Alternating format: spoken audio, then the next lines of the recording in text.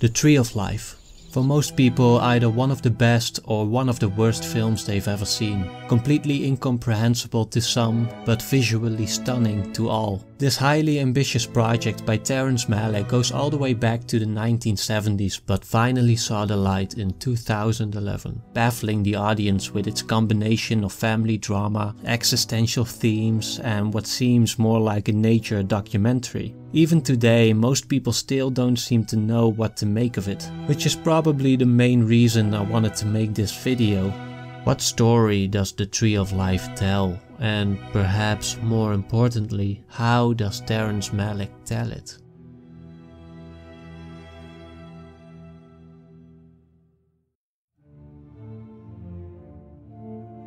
The Tree of Life features the O'Brien family. There's Mr. and Mrs. O'Brien and their sons Jack, RL and Steve. To best understand their story, we can break its timeline down in three important segments. The first part features Mr. and Mrs. O'Brien somewhere in the late 60s receiving a telegram with the news that their son RL has passed away at age 19. We then cut to Jack as an adult in the present day, finding himself lost in a modern world. After that we see Jack's childhood in the 50s. Chronologically it would look something like this. Jack grows up, is confronted with the death of his brother and carries that trauma with him into adulthood. Now this is obviously not how Malick tells this story. Instead, he opens the film with an introduction to two ways of life, the way of nature and the way of grace. Nature basically assumes a dog-eat-dog world of selfish beings in a violent, meaningless universe, whereas grace is the way of forgiveness, humbleness and selflessness. Choosing the way of grace is deemed preferable because, as Mrs. O'Brien puts it, no one who loves the way of grace ever comes to a bad end. This idea stems from an ancient worldview in which moral behavior was believed to be significant for one's fate. Now, of course, we know this isn't really true, as people suffer regardless of their attitude towards life. Malick seems to have been struggling with this issue for some time and already addressed it in The Thin Red Line, for example, when Private Wit, a character following the way of grace, is spoken to by a dead Japanese soldier. Are you righteous? Kind? Does your confidence lie in this? Are you loved by all? Know that I was, too. Do you imagine your sufferings will be less because you loved goodness? Truth? In The Tree of Life, Mrs. O'Brien ends up suffering too when she loses RL, the son who most resembled her in the way of grace. The existential question then is, why should we follow the way of grace if we still end up suffering? Why should we be kind and forgiving of a universe that is cruel and indifferent? To engage this question, Malick refers to the Book of Job in the opening lines of the film, the biblical story in which Satan and God argue over Job's faith. Satan argues that Job's faith is only there because he has been blessed with good fortune and that it will wither when that good fortune is taken away, which God allows to happen to test Satan's argument. Job endures this suffering without any insight or explanation, and like Mrs. O'Brien, receives only inadequate condolences from the people around him. When God finally speaks to Job, he is basically told to trust in God's way, which today can be interpreted as an apologetic explanation for why bad things happen to good people that, especially for non-religious people, doesn't really suffice as an answer. I think therefore that with The Tree of Life, Malick wanted to give his own answer, or at least frame this existential question in his own way. So how does Malick do this? For starters, he fully utilizes the medium of film, meaning that there really is no distinction between the story and the way the story is filmed. What this implies is that every image, every piece of music, however random it may seem, serves a purpose to the narrative. What purpose exactly may not always be clear, and that's okay, because I think it's important to remember that Malick doesn't just want you to experience the Tree of Life intellectually, analyzing every frame for what he could have meant by it. He wants you to experience it emotionally, intimately, which is shown by the preface to the original screenplay, in which he wrote, "The I who speaks in this story is not the author.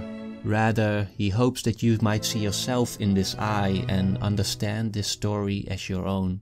So what follows is not a definitive interpretation of the Tree of Life. To be honest, it's barely an analysis. What I want to do is merely observe what is shown, translate Malick's cinematic language, if you will, using his original screenplay and some of his sources for inspiration, so that it might be easier for you to figure out what it all means, or if you already have a pretty clear idea of what it's about, perhaps give you some new perspectives or details to look at to deepen your appreciation of this film.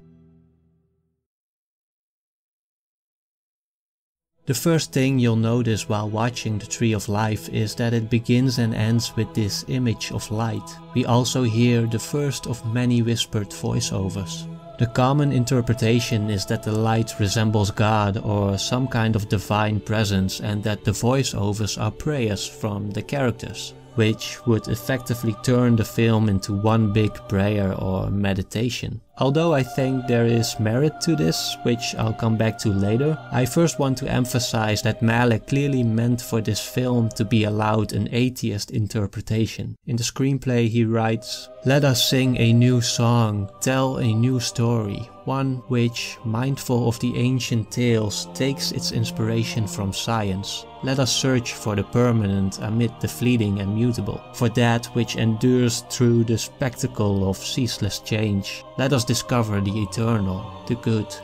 In a completely atheist interpretation, my best guess is that the light represents a personification of the metaphysical, the source of the universe that we most likely will never have access to or be able to understand. The prayers then become expressions of our existential questions, questions buried deep down in all of us, yet mostly subdued in our busy everyday lives. Barely present as active thoughts, they are turned into whispers. Like the story of Job, we are then introduced to the crisis of faith, the questioning of the way of grace, which is centered around Jack as an adult.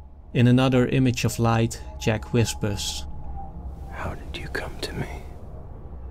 At this point it does feel like the film is either a divine intervention within Jack's psyche or some kind of conversation with a metaphysical entity, similarly to Ingmar Bergman's The Seventh Seal, in which a knight challenges death to a game of chess for his life.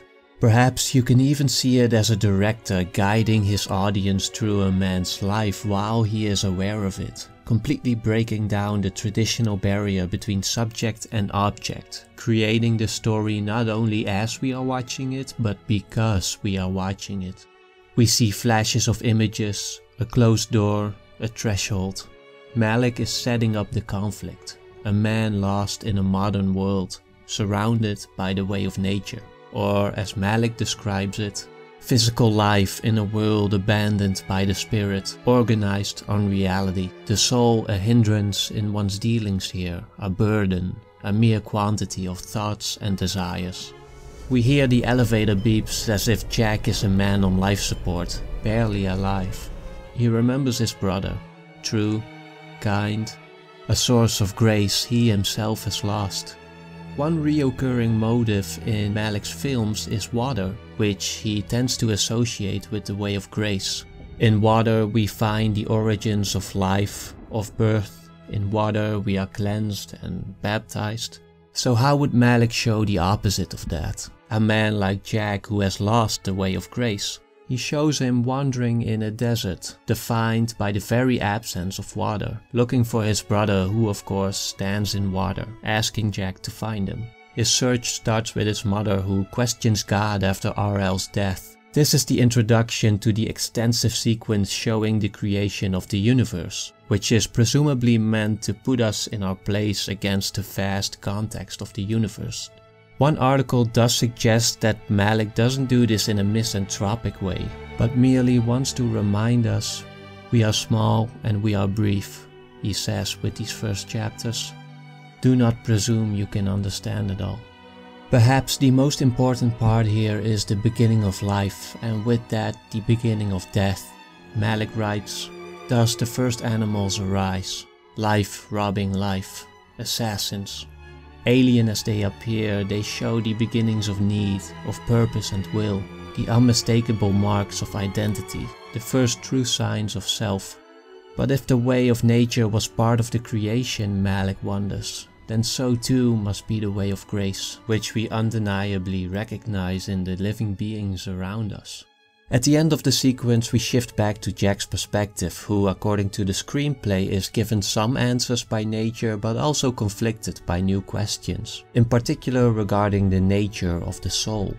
The soul, the crown and apex of creation, the self, the center and inside of nature, great not in space and time but in capacity and depth and power of apprehension. Where does it come from? When is it first born? How does it advance? Towards what?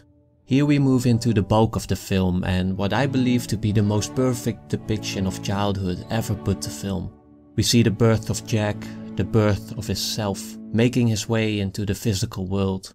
From this point, Malick shows everything from Jack's perspective, flashes of a child's memory. We see the world as if we're witnessing it for the first time, distorted, strange, big and mysterious. We see the joy of discovery and the first signs of envy, of jealousy, all of which under the grace of the protective mother, seen here as some kind of divine being.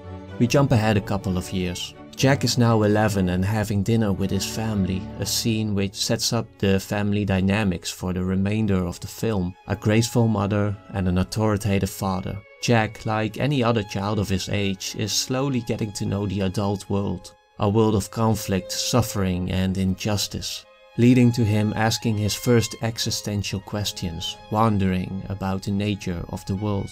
His father, a man who is made cynical because he had failed at achieving what he saw as success, for Jack a representation of the way of nature, teaches him that he can't be too good or he'll be taken advantage of. Wrong people go hungry, die. Wrong people get loved. The world lives by trickery. You want to succeed, you can't be too good. Jack is also introduced to the story of Job and, like we all will at some point, begins to actively question the way of grace. He sees the abuse which goodness suffers in this world, the painful consequences of walking in his mother's way. Where does it lead? To a life of sorrow for all he can tell. What is the value of goodness? How shall it stand against bullying force? His questioning of the way of grace turns into a rebellion. At first a rebellion against his father, but later, after his first encounter with death and the fact that all that lives will someday die, a rebellion against God himself. For why should he be good if God isn't? Malick shows extensively how the way of nature takes hold of Jack.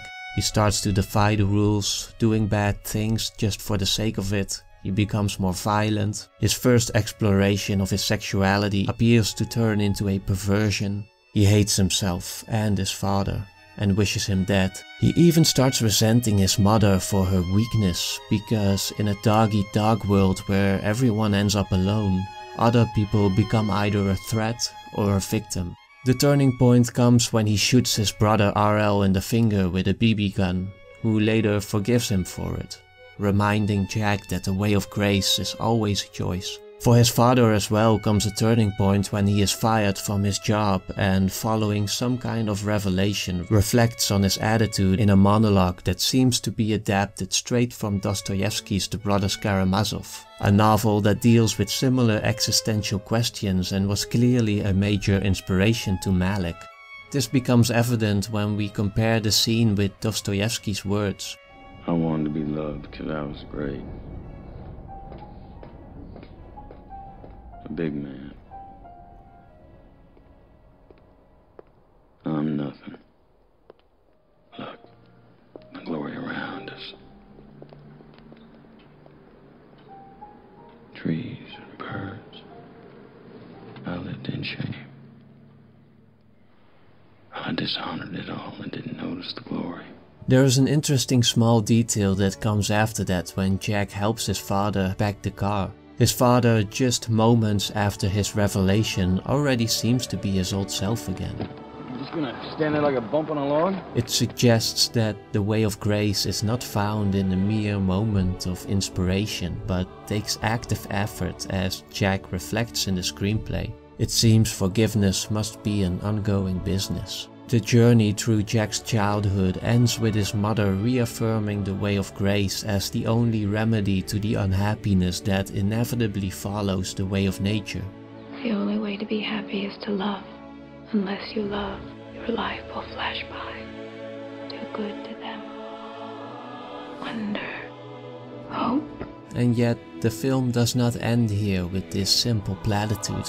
Malick wants to show us the way of grace, not just tell us to follow it. He brings us back to the present day, to Jack as an adult, still roaming the desert of our modern society, but finally able to cross the threshold into the way of grace, in which he finds the future unfolding before him. In the screenplay, the sequence is much more extensive. Malick envisions the Great Tribulation and a new earth in which the soul is reconciled with nature. He describes the destruction of our planet, the dying of our sun, and the eventual end of our universe. But he then turns to the theory of multiverse, the idea of endless creation, in which he finds the eternal he was looking for.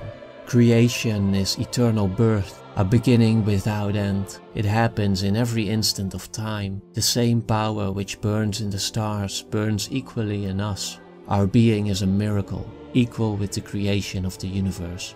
And like the universe, each day is created anew. In the film, this sequence is much shorter and quickly moves on to the final segment of Jack actually stepping into the way of grace. It is interesting to see how Malick shows this visually, especially when we compare the images he used in the beginning of the film to set up the conflict with the images he uses to resolve it. In the beginning, Jack is wandering the desert alone. Now he is guided by his younger self. Clouds make way for a clear sky, his lost brother now found. These final minutes are often perceived as a vision of heaven or the afterlife, but based on Malick's screenplay, I believe it's more likely a personification of the soul, a metaphor for the way of grace, Jack's connection with the eternal that needs to be felt more than it needs to be understood. When we return to the present, Jack sees the world as though for the first time. According to the screenplay, wondering if his revelation will be forgotten. Malick concludes, all ends in peace as music does. The last chord melts into ordinary production sound. Time has reappeared, resumed its sway, and still the vision is not the journey. The real journey has yet to begin. Will he give himself to this new life? Does he dare? I like to think there is a message in this final quote for the audience. What to do after seeing a film like this or any great work of art engaging in these kinds of existential questions. Will you let it pass as if it were a dream, or do we dare let it affect us or even change us? What you do with it and how is of course up to you. Malick doesn't exactly spell out what it means to follow the way of grace, and I wonder to what extent he is still trying to figure that out for himself. I am therefore going to conclude this video with another quote from Malick's source of inspiration, the Brothers Karamazov, one that is also used in a shortened version in The Tree of Life. The full quote, however, might just give you that extra bit of insight. Brothers, have no fear of man's sin. Love a man even in his sin, for that is the semblance of divine love and is the highest love on earth. Love all of God's creation, the whole and every grain of sand in it. Love every leaf, every ray of God's light. Love the animals, love the plants, love everything. If you love everything, you will perceive the divine mystery in things. Once you perceive it, you will begin to comprehend it better every day, and you will come at last to love the whole world with an all-embracing love.